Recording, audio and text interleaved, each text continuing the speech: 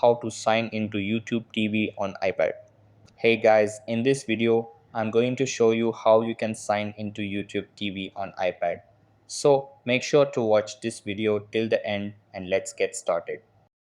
So in order to sign into YouTube TV, you have to follow these steps. Step 1. Open the YouTube TV app on your iPhone. Step 2. If you are logged in under a different account, tap the profile picture in the upper right corner, then tap Sign Out. Step 3. Tap the Sign In button at the bottom of the screen. Step 4. Select an existing Google account or tap Add Account if the one you want is not listed. Step 5. Enter the email or phone number associated with your YouTube TV subscription and tap Next. Step 6. Enter your password and confirm to complete the sign in process. So that's how you can sign into YouTube TV on iPad. That's all for this video.